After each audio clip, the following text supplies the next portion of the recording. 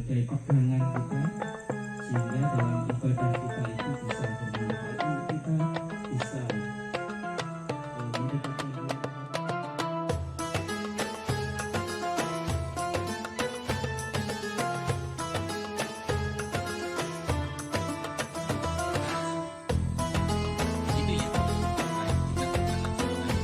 Bapak Ibu jamaah pengajian Kopi Ngaji, alhamdulillah pada pagi hari ini kita bisa dipertemukan kembali pada edisi yang ke-20. Mohon maaf pagi tadi sempat ada sedikit drama ya, kayak sinetron gitu. Jadi mati lampu sejak semalam Bung ya. Terus kemudian tadi subuh kondisi rumah kita juga mati, kemudian sampai telepon PLN, dan alhamdulillah kita baru bisa mulai pukul 5.49. Baik Bapak Ibu semuanya, insya Allah pagi hari ini kita akan belajar tentang akhlak ya, Sabtu kedua. Mohon maaf dikarenakan Ustadz Ikhwan Ahada sedang berhalangan, sehingga insya Allah pagi hari ini kita akan diberikan pencerahan oleh beliau Al-Ustadz Qoim Aula Syahid STHI MAG. Jadi perlu kami ingatkan Bapak Ibu, beliau ini dulu pernah tinggal di Bodeh ya. Jadi masih ingat wajah tampan beliau dan senyum manisnya. Nah ini adalah Ustadz Qoim. Beliau saat ini menjadi dosen di Universitas Ahmad Dahlan dan menjadi anggota pimpinan Majelis Tarjih dan Tajdid pimpinan Pusat Muhammadiyah. Insya Allah beliau akan membawakan tema tentang akhlak kepada Rasulullah Shallallahu Alaihi Wasallam. Tanpa berpanjang kalam, kepada beliau Al-Ustadz Qoim Aula Syahid, waktu dan tempat dipersilahkan. Bapak Ibu jamaah pengajian pagi apa Ustadz? Kopi ngaji yang insya Allah dirahmati Allah Subhanahu Wa Taala. Alhamdulillah di pagi hari ini Allah masih memberikan kita karunia kenikmatan berupa kesempatan bermuajahah, khususnya untuk saya Bapak Ibu sekalian, sebagaimana yang tadi disampaikan oleh Al-Mukarrom Ustadz Beta, saya pernah tinggal di sini kemudian banyak sekali kebaikan yang saya dapatkan dari Bapak Ibu sekalian di sini, orang tua saya, dan ini merupakan kesempatan pertama kesempatan pertama kembali lagi bertemu Bapak Ibu sekalian. Semoga pertemuan ini diberkahi oleh Allah Subhanahu Wa Taala, dan juga kesempatan saya memohon maaf sekiranya selama dulu tinggal di sini banyak kekurangan dan kesalahan gitu.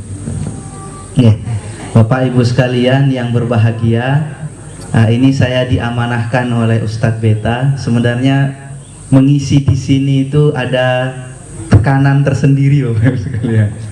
Yang pertama, ini pengajian cukup viral. Makanya ketika Ustadz Syakir itu posting di Facebook, langsung dikomentari oleh Kaprodi Ilha UAD Ustadz Jannah. Wah, ini alhamdulillah pengajar di UAD berkesempatan ngisi di sini, karena katanya jarang-jarang ada yang punya kesempatan ngisi di sini. Wah, ini beban tersendiri. Yang pertama, yang kedua, ngisi di sini juga punya beban tersendiri karena di antara jamaah sekalian banyak yang sudah paham ilmu agama, dan juga bahkan banyak yang sudah menjadi rujukan-rujukan. Di antaranya mungkin Ustadz Beta, Ustadz Syakir, dan Ustadz-Ustadz lain. Jadi seakan-akan saya menjadi pembicara di sini itu seperti lilin yang menyala di tengah lampu yang telah terang.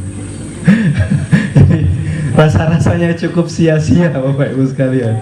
Harusnya saya menjadi mustami', pendengar, tapi malah diminta untuk menjadi pengisi seperti itu. Tapi tidak apa-apa Bapak Ibu sekalian, ini barangkali sebagai ikhtibar, ujian yang diberikan oleh asatid. Ini Qoim sudah bisa ngisi atau tidak seperti itu. Oke. Bapak Ibu sekalian, saya diamanahkan untuk melanjutkan kajiannya Ustadz Ikhwan Ahada terkait dengan akhlak kepada Rasulullah Sallallahu Alaihi Wasallam. Barangkali kalau temanya akhlak Rasulullah itu kita sudah sering mendengar, nggih Bapak Ibu sekalian. Kita kenal dengan Siddiq, Amanah, Fatonah, Tabligh. Tapi untuk yang akhlak kepada Rasulullah itu barangkali tidak sebanyak materi tentang akhlak Rasulullah yang telah kita dengar.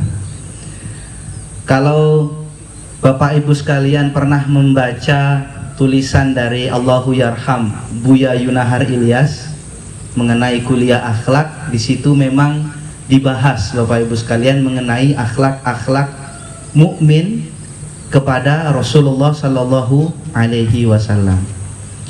Dan kalau kita Bapak Ibu sekalian, ketika saya mencoba untuk mencari, saya searching al-akhlaqu li Rasulillah, itu saya tidak dapat misalnya. Saya tulis lagi akhlaqul mu'min li Rasulillah, itu juga saya tidak dapat. Ternyata Bapak Ibu sekalian, sependek pencarian saya, para ulama ketika membahas pembahasan ini, mereka menulis al-wajibat. Atau dalam satu artikel ini, ma huwa wajibuna tijaha Rasulillah sallallahu alaihi wasallam. Apa yang menjadi kewajiban kita sebagai orang yang beriman terkait dengan sikap kita kepada Rasulullah sallallahu alaihi wasallam. Sehingga memang ternyata dalam pandangan ulama, berakhlak kepada Rasulullah itu merupakan bagian daripada kewajiban seorang yang telah beriman. Jadi keimanan kita kepada Allah, keberislaman kita kepada ajaran Allah, itu mewajibkan kita untuk memiliki akhlak-akhlak tertentu kepada Rasulullah Sallallahu Alaihi Wasallam. Dan akhlak ini Bapak Ibu sekalian tidak hanya diberlakukan oleh orang-orang yang hidup di zaman Rasulullah, tetapi juga oleh orang-orang yang termasuk umat Nabi Muhammad Sallallahu Alaihi Wasallam. Berarti termasuk kita juga. Yang menjadi pertanyaan adalah kalau para orang beriman terdahulu yang hidup bersama Rasulullah mungkin akan berakhlak, bermuamalah dengan muamalah yang nyata, berinteraksi dengan interaksi yang nyata.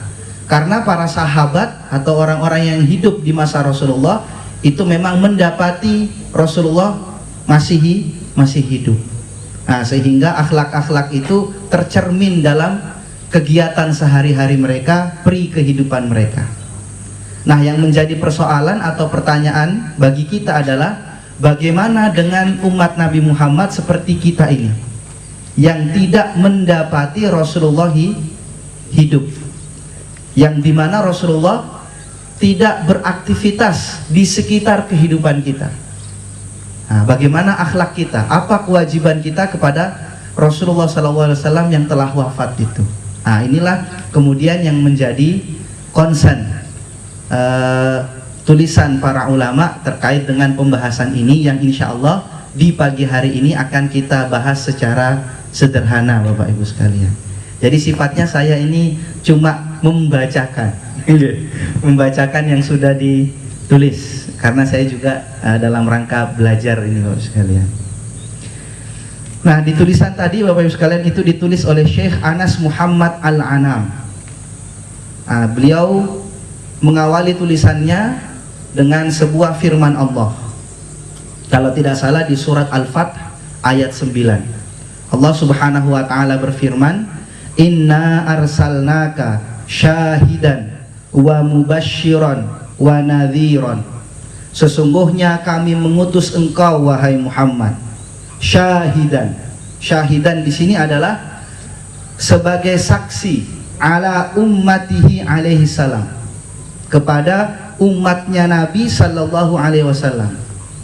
annahu qad balaghahum ar-risalah al-ilahiyah, di mana Nabi sungguh telah menyampaikan risalah ilahi, yaitu ajaran Islam ini. Kemudian wa mubasyiron, mubasyiron itu adalah kabar gembira. Apa kabar gembiranya?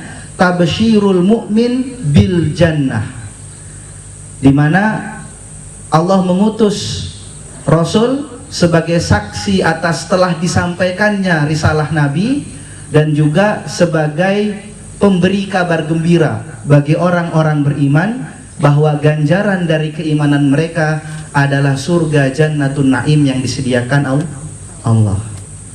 Wa nadhiran, wa at-tabsyir didduhu al-indhar. Jadi lawan dari pemberi kabar gembira adalah pemberi peringatan.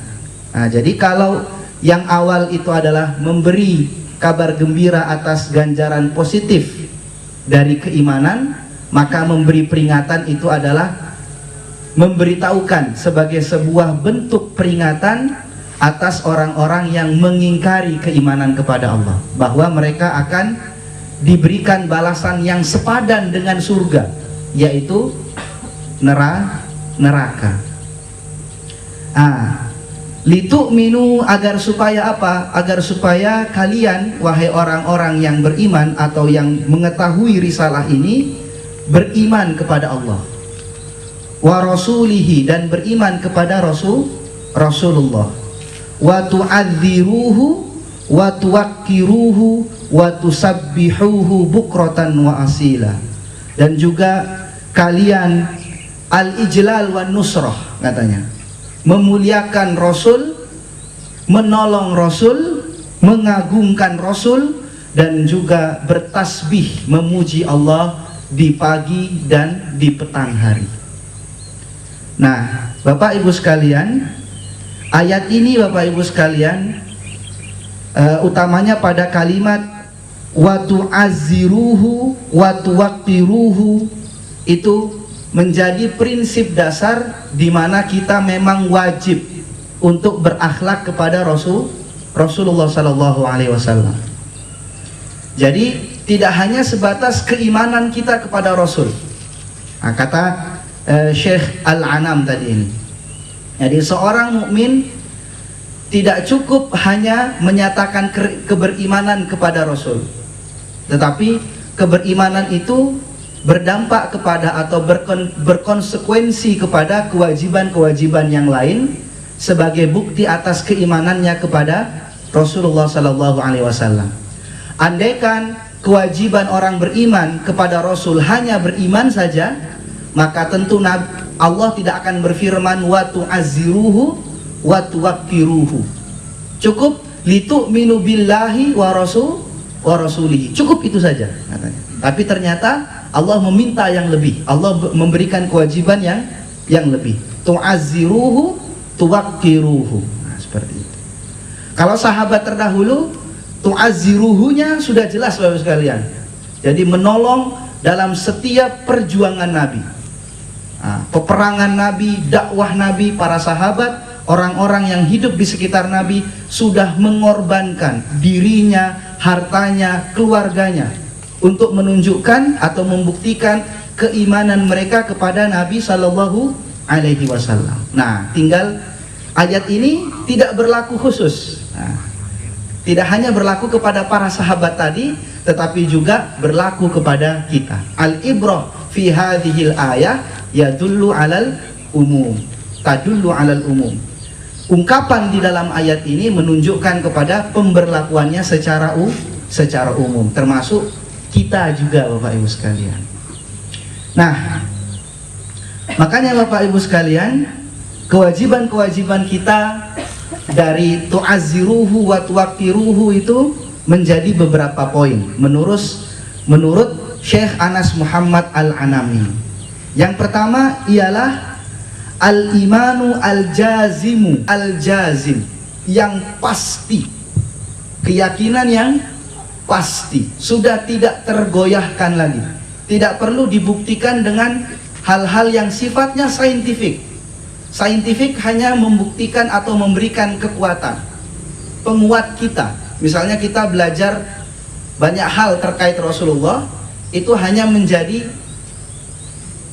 dalil tambahan, alasan tambahan Bapak sekalian. Tetapi keyakinan kita terhadap Rasulullah itu sudah harus pasti.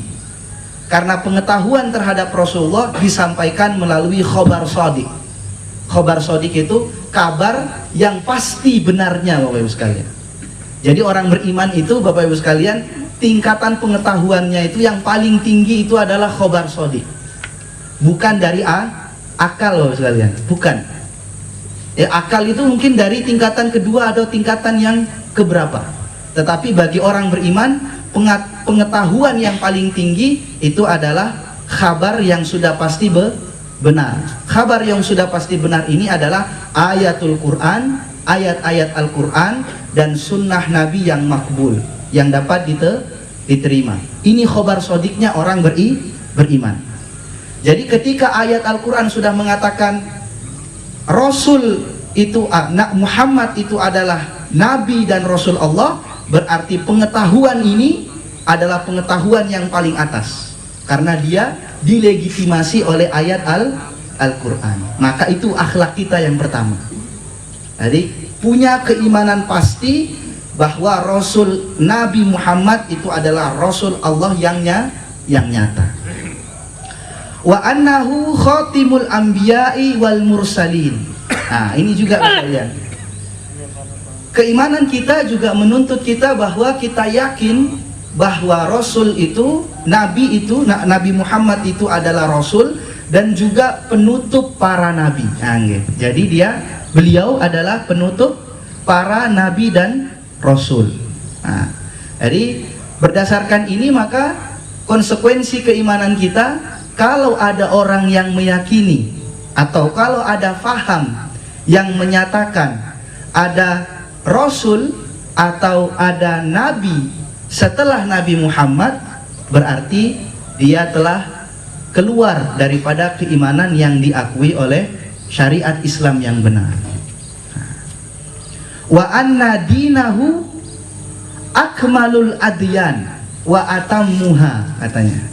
Dan kita juga sebagai konsekuensi keimanan kepada Rasul, kita juga harus yakin bahwa agama, ajaran yang dibawa oleh Rasulullah adalah ajaran yang paling sempurna dan yang paling lengkap Bapak Ibu sekalian. Nah, jadi ini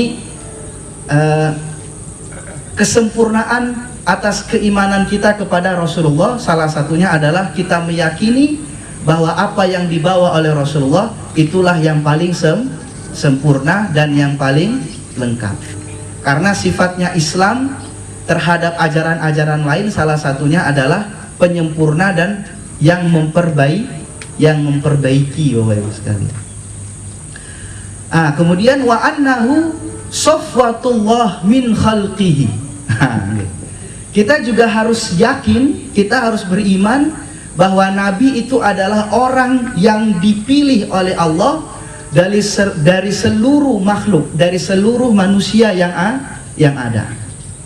Jadi Nabi Muhammad merupakan pilihan Allah Subhanahu wa Ta'ala. Bukan tidak sengaja dipilih, itu tidak seperti itu. Sebagaimana ada salah satu paham Syiah yang mengatakan sebenarnya Allah itu mau ngangkat Ali bin Abi Thalib, katanya. Tetapi kok dilalah yang terpilih adalah Muhammad. Ya sudah, katanya. Itu tidak dibenarkan di dalam keimanan kita. Nah, wa annahu sayyiduhum wa syafi'uhum yaumal qiyamah. Dan juga keimanan kita menuntut kita untuk yakin bahwa Nabi Muhammad itu adalah sayyiduhum, tuan dari para manusia, dan juga manusia yang memberikan atau mampu memberikan syafaat di hari kiamat nanti. Jadi dia adalah wasilatus syafa'ah, wasilah mendapatkan syafaat Allah di hari kiamat nanti. Hal ini juga berdasarkan hadis panjang yang kalau tidak salah diriwayatkan oleh Imam Al-Bukhari. Di situ orang-orang di hari kiamat nanti mencari syafaat ke nabi-nabi, singkatnya para nabi itu merasa tidak layak memberikan syafaat, akhirnya sampai kepada Nabi Muhammad. Doakan kami ya Rasulullah, mintakan syafaat untuk kami kepada Allah Subhanahu wa taala. Nah, ini keimanan kita Bapak Ibu sekalian kepada Rasulullah sallallahu alaihi wasallam tadi. Nah, jadi ada beberapa poin terkait dengan keimanan bahwa nabi itu adalah rasul yang benar, keimanan bahwa Nabi Muhammad itu adalah penutup para nabi dan rasul, keimanan bahwa ajaran nabi adalah ajaran yang paling sempurna dan lengkap, keimanan bahwa nabi memang dipilih oleh Allah, dan keimanan bahwa nabi adalah sayyidun nas, orang yang menjadi tuan para manusia dan juga orang yang menjadi wasilah untuk mendapatkan syafaatnya Allah Subhanahu wa ta'ala di hari kiamat nanti. Ini yang pertama Bapak Ibu sekalian. Nah, yang pertama saja ini. Kemudian ada pertanyaan yang bagus. Wa qad yaqulu qailun, katanya ada orang yang bertanya, nahnu fi fi'li nu'minu bin nabi sallallahu alaihi wasallam, fa kaifa yakunu minal wajibat al imanu bihi, katanya ini Syekh Al-Anam, bukankah kita sholat, bukankah kita syahadat, itu kan sudah menunjukkan keimanan, kenapa kita harus lagi disuruh seakan-akan harus beriman terus, dan merupakan sebuah kewajiban kita, katanya. Kenapa harus seperti itu? Bukankah kalau sudah sholat, sudah syahadat, sudah cukup gitu? Akhirnya sebelum kita masuk ke tanggapan, ini juga barangkali menjadi refleksi kita Bapak sekalian. Karena tidak jarang kita sudah merasa cukup beriman kepada Nabi kalau sudah syahadat. Saya sudah cukup beriman kepada Rasulullah. Apa buktinya ya? Saya sudah syahadat, ini saya sudah Islam. Bukankah saya sudah beriman seperti itu? Padahal ketika mungkin barangkali kita ditanya mengenai Rasulullah, banyak hal yang kita tidak tahu mengenai Rasulullah Sallallahu Alaihi Wasallam. Karena mungkin tadi karena kita sudah merasa cukup terhadap syahadat kita, keberimanan kita kepada Rasulullah yang hanya diwakili oleh syahadat itu. Nah, dikatakan oleh Syekh Al-Anam ini, Allah itu sudah menyuruh kita, termasuk dari ayat yang tadi dan ayat yang kedua dalam surah An-Nisa ayat 136, Allah berfirman, ya ayyuhalladzina aminu billahi wa rasulihi wal kitabil ladzi nazzala ala rasulihi wal kitabil ladzi anzala min qabl. Wahai orang-orang yang beriman, berimanlah kepada Allah, berimanlah kepada Rasul, dan berimanlah kepada kitab yang kami turunkan kepada Rasulullah, dan juga kepada kitab yang telah kami turunkan sebelum kitabnya Rasulullah. Nah, dikatakan di sini Bapak Ibu sekalian, wal maksudu min hadhil ayah, maksud dari ayat ini al istimraru ala hadzal imani wa taqwiyatihi wa ziyadatil yaqini bihi. Jadi ayat ini tidak hanya menuntut kita untuk beriman dengan syahadat saja, tetapi perlu ada al-istimrar, upaya kita untuk melanjutkan ya, atau meningkatkan keimanan kita, ketakwaan kita, dan menambah dan meningkatkan keyakinan kita kepada iman tersebut, bahwa menambah keyakinan kita kepada salah satunya iman kepada Rasulullah. Jadi tidak cukup hanya syahadat saja, tetapi perlu ada upaya untuk konsistensi dan juga meningkatkan keyakinan kita kepada Nabi Sallallahu Alaihi Wasallam. Apalagi katanya Syekh Al-Anam ini mengatakan, di zaman kita yang harus kita jaga itu Bapak Ibu sekalian, tidak cuma tauhid kita kepada Allah, tetapi juga iman kita kepada Rasulullah. Beliau mengatakan, fanahnu na'ishu fi zamanin kathurat fiha asyubhat. Bayangkan, kita ini adalah umat Nabi yang hidup di masa banyak sekali syubhat bertebaran.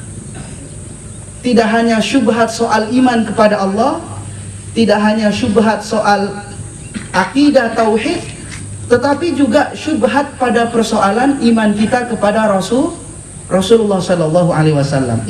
Syubhat terkait dengan hadis, syubhat terkait dengan sunnah, Bapak Ibu sekalian.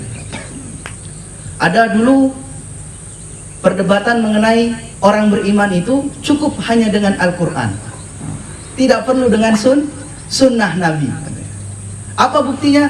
Nabi pernah melarang kita menuliskan hadis.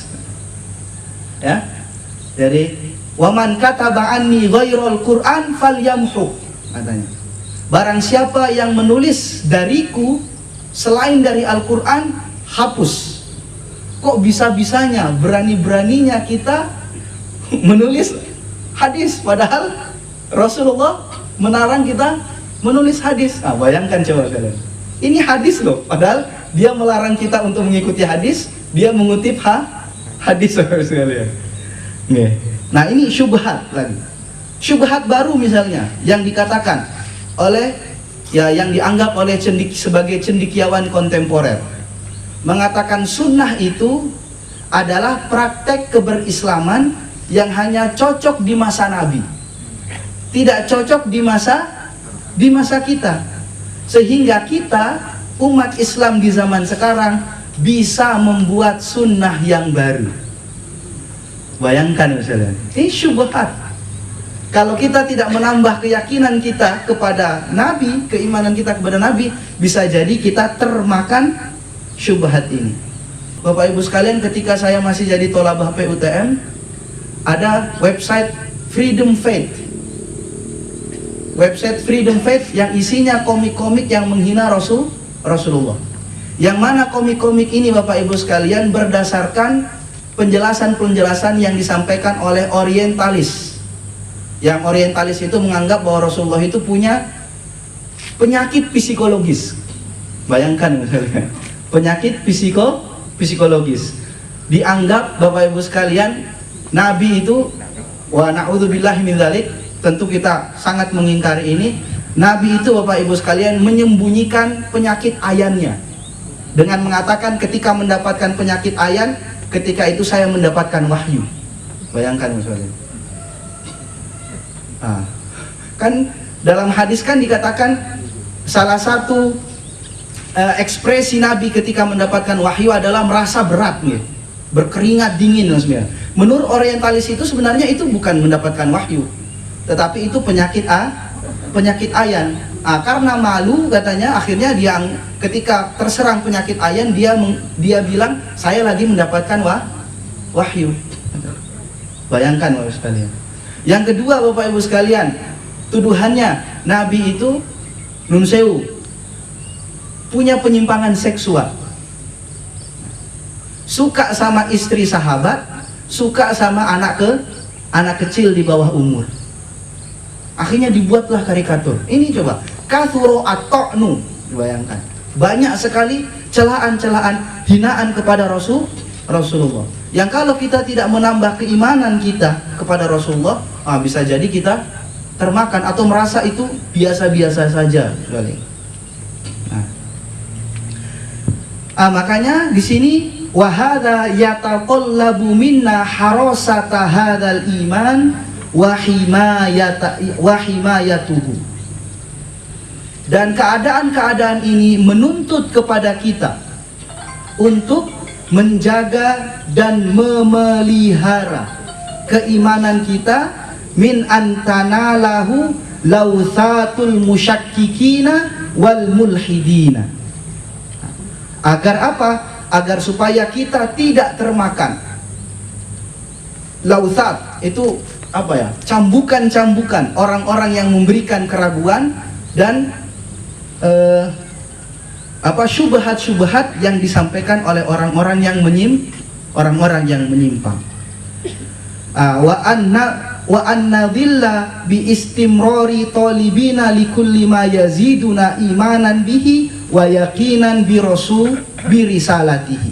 Nah, sehingga ketika kita beriman kepada Rasulullah, di situ juga kita harus mengupayakan segala sesuatu yang mampu menambah keimanan kita dan mampu meningkatkan keyakinan kita kepada risalah yang dibawa oleh Nabi Sallallahu Alaihi Wasallam. Di antaranya apa yang bisa kita lakukan, Bapak sekalian? Yang pertama, qiraatu siratihi. Jadi membaca dan mempelajari sejarah Nabi Sallallahu Alaihi Wasallam. Nah, ini Bapak sekalian, penting ini Bapak sekalian. Jadi bentuk dari keimanan kita salah satunya adalah kita belajar tentang peri kehidupan Nabi Sallallahu Alaihi Wasallam. Nah, ini penting Bapak Ibu sekalian, utamanya untuk generasi-generasi muda kita Bapak sekalian. Sekarang soalnya generasi-generasi muda kita itu dicekoki oleh banyak paham yang mereka tidak tahu, baik secara langsung maupun tidak langsung, sehingga muncul generasi-generasi yang mengkhawatirkan untuk kita. Terakhir Bapak Ibu sekalian, mungkin Bapak Ibu sekalian yang ikut medsos, ada generasi yang namanya generasi sandwich. Generasi sandwich itu Bapak sekalian, kalau sandwich itu kan roti ini nggak? Roti lapis itu, yang di atasnya roti, di tengahnya daging, di bawahnya roti. Setidaknya ada 3 lapis. Maka generasi sandwich itu ibarat sandwich ini. Generasi yang menanggung 3 generasi katanya. Yang pertama adalah generasi di atasnya, orang tuanya. Yang kedua adalah generasi dirinya sendiri. Dan yang ketiga adalah generasi di bawahnya, anak cucunya katanya. Ini paham yang sudah beredar, utamanya anak muda yang hidup di kota-kota maju, di kota-kota modern. Mereka menganggap sudah saatnya kita memutus tali generasi sandwich, karena generasi sandwich ini menyebabkan kita tidak maju Bapak Ibu sekalian. Jadi anak-anak itu secara tidak langsung ingin mengatakan begini, kalau orang tua saya sudah tua, kalau orang tua saya sudah sakit-sakitan, tidak produktif lagi, ya anak tidak perlu menanggung mereka. Itu malah menambah beban. Bayangkan Bapak Ibu sekalian, itu ngeri-ngeri. Komen Bapak Ibu sekalian, lihatlah, kenapa saya harus menanggung tanggung jawab mengurus orang tua saya, padahal diri dan keluarga saya saja sudah berat. Bayangkan Bapak sekalian. Dan itu akibat dari infiltrasi pemahaman di luar Islam. Padahal kalau belajar sirah Nabi, apakah itu dicontohkan oleh Nabi? Jauh sekali Bapak Ibu sekalian. Jangankan kepada orang tua Nabi, ya, jangankan Nabi saja yang ketika kecil sudah ditinggal oleh orang tua, tapi kita tahu betapa luar biasanya Nabi menghormati kedua orang tuanya. Dengan melihat perilaku Nabi kepada istrinya, kepada keluarga istri Nabi, anak-anak, bahkan tetangga, bahkan orang yang memusuhi Nabi Shallallahu Alaihi Wasallam. Nah, yang kedua Bapak Ibu sekalian, yang bisa menambah keimanan kita itu adalah mudarosati ahwali hayatihi. Ya, selain belajar sirah Nabi, itu juga mempelajari keadaan-keadaan hidup Nabi. Bagaimana paham Nabi ketika hidup, bagaimana style Nabi ketika menjadi seorang pemimpin, bagaimana cara Nabi ketika menjadi seorang kepala keluarga, bagaimana cara Nabi menjadi seorang sahabat di antara sahabat-sahabatnya. Ini juga penting Bapak Ibu sekalian, karena satu-satunya manusia yang layak untuk kita teladani itu adalah keteladanan yang disampaikan oleh Nabi Shallallahu Alaihi Wasallam. Nah, ini juga yang mengkhawatirkan untuk generasi muda kita Bapak Ibu sekalian. Tentu kita tidak menganggap atau dosa kalau misalnya ada di antara kita yang suka sama bola, suka sama dan lain sebagainya sekalian. Tetapi yang menjadi persoalan adalah kalau kesukaan itu dilakukan secara berlebihan Bapak Ibu sekalian, dan itu terjadi kepada anak-anak kita. Kalau di zaman dulu mungkin di masa Bapak Ibu sekalian atau masa saya, ya yang diidolakan itu adalah pemain-pemain bola. Tapi di zaman sekarang Masya Allah Bapak sekalian, yang diidolakan apa? Artis-artis yang joget-joget itu sekalian. Unsewu. Artis-artis di negara sana Bapak sekalian. Yang itu mereka sampai berani berkelahi untuk menjaga marwah, kehormatan tokoh yang dia idola. Bahkan beberapa kasus ada orang yang dilaporkan ke polisi karena katanya mencela dan menghina idola saya. Bayangkan Bapak Ibu sekalian. Barangkali orang itu tidak, andaikan orang tuanya yang dihina, mungkin dia tidak akan seperti itu. Tidak sama seperti ketika tokoh idolanya yang dihina. Ini kan sudah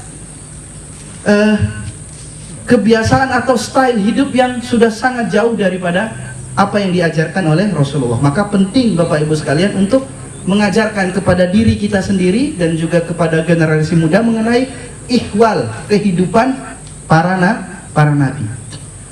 Untuk tadi meningkatkan keyakinan kita kepada nabi, dan juga untuk memberikan referensi kepada generasi kita bahwa di antara banyaknya tokoh-tokoh yang kamu idolakan, inilah tokoh yang lebih layak kamu idolakan. Nah, dan yang terakhir adalah wa ma'rifati mu'jizatihi.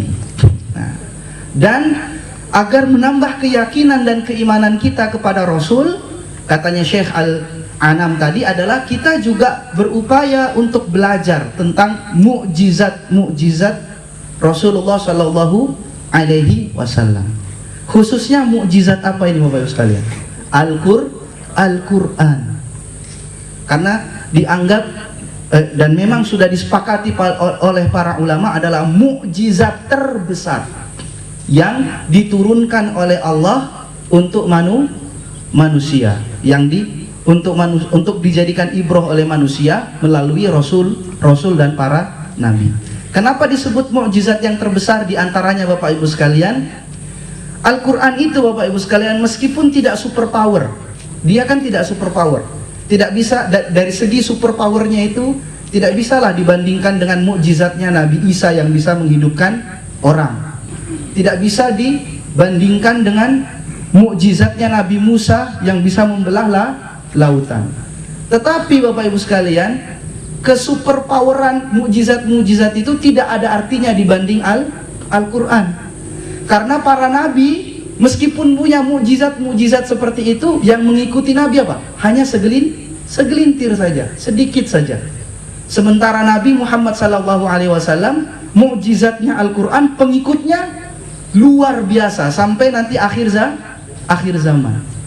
Yang kedua Bapak Ibu sekalian, mukjizat-mukjizat yang superpower itu ada batasnya. Ketika nabinya wafat, mukjizatnya hilang Bapak Ibu sekalian. Nah, ini katanya Syekh Yusuf Al-Qardawi dalam kitab Al-Madkhal li Dirasati Syariatil Islamiyah. Tapi kalau Al-Quran Bapak Ibu sekalian, itu berlaku sampai akhir zaman. Hatta sekalipun Nabi telah wafat berpuluh-puluh tahun, Al-Quran masih menjadi mukjizat di zaman kita. Masih diteliti dari berbagai aspek keilmuan, dan masih ada hal-hal yang tidak tersingkap dari Al-Quran. Makanya Syekh Abdullah Darroz mengatakan, orang kalau membaca Al-Quran, setiap dia membaca Al-Quran, pasti dia akan mendapatkan hal yang baru meskipun telah ratusan kali dia membaca Al-Quran. Buktinya apa? Para ulama Bapak Ibu sekalian. Para ulama jutaan karyanya, tetapi berbeda-beda. Itu apa? Inspirasinya oleh Al-Quran. Karya para ulama, meskipun ulama itu tidak bergelar profesor, doktor, tetapi masih dikaji sampai sekarang oleh profesor, doktor. Sementara kita Bapak Ibu sekalian yang mengikuti jenjang itu, bisa jadi kita tulis tesis, setelah ditulis disimpan di perpustakaan, tidak ada yang baca. Katanya itu karena perbedaan ala hasabil barokah, perbedaan bertahan. Ulama-ulama terdahulu menuliskan karya-karyanya untuk menjelaskan Al-Quran, kita menuliskan karya untuk mengangkat diri kita sebagai seorang intelektual. Nah, itu Bapak Ibu sekalian, barangkali sampai di sini.